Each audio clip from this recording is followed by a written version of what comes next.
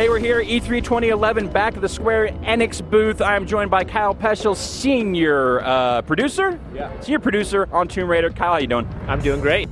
Now, what we saw at the Microsoft press conference, pretty far cry from the typical, usual Tomb Raider experience, but it seemed like we are still seeing kind of the exploration, the puzzle solving, and just the elements that you kind of expect from a Tomb Raider game. What you're finding is a character that's not Teflon anymore. Like, things are sticking to her. There's impact, there's emotion, there's weight to who she is, to the character art that she's part of, to the work that the creative team has really done in bringing her front and center and having you feel this tie to her as she moves through the world, as she falls down out of this cocoon-like sack and there's a huge piece of rebar that just penetrates her side and you're like, oh, damn, like, that's serious, right? Like, that has impact, and she reacts as if it has that same impact.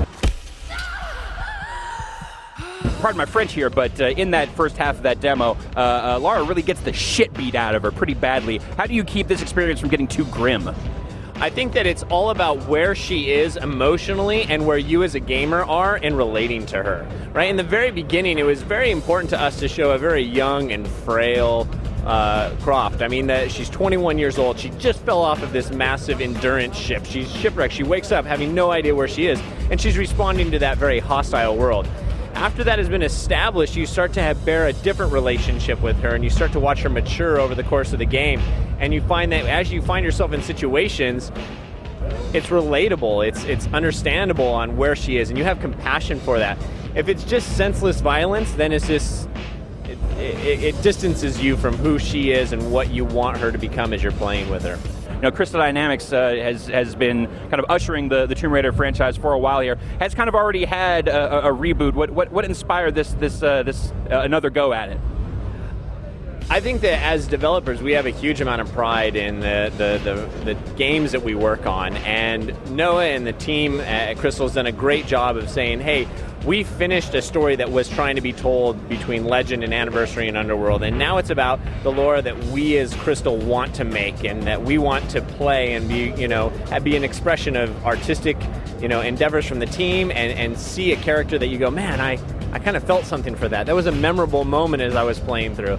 I commonly reflect just myself. In one moment, I'm claustrophobic. Yeah. And there's this scene where, like, we just crunch it down and the camera's in there with her and she's in and there's a foot of clearance and her hand's touching the ceiling and the torch being snuffed out. And as she's moving through this very small space, I find myself, even as I'm playing, I'm like shrinking down in the chair. I'm like, oh man, I'm not responding well to that. And the fact that I can get an emotional response from a medium like this is where the real power is, and it's what the team's really excited to bring to bear. Now, do you consider this a full-on reboot, or is this like, if you were to continue down this path, are we going to see kind of a different future for Lara, or is this kind of representative of where the character as we know her is coming from? There's a very common sense approach to this. Is a reboot for sure. This is showing her origin. It's about taking her and making her into a survivor. At the end of this game, you're not going to find her in like hot pants or something like that, and her proportions changed. It's about us saying this is the first note in a complex piece. We're going to get her situated. We're going to identify with her, and at the end of this game, you're going to start to watch her arc go where we would like her arc to go to. It's not going to then fall directly back into like short shorts and tumbling around, right? It's about, if she starts to learn gymnastics over time, that would be something that we as a team would choose to have her move into. It's not at the end of the game she's going to do a backflip off a rock and shoot a tiger in the face. I was going to say, hard to imagine this Lara fighting a dinosaur. You never know what that world has in it, right? But I could see how you'd feel that way. Excellent, Kyle. Thank you so much for your time. Thank you, everyone.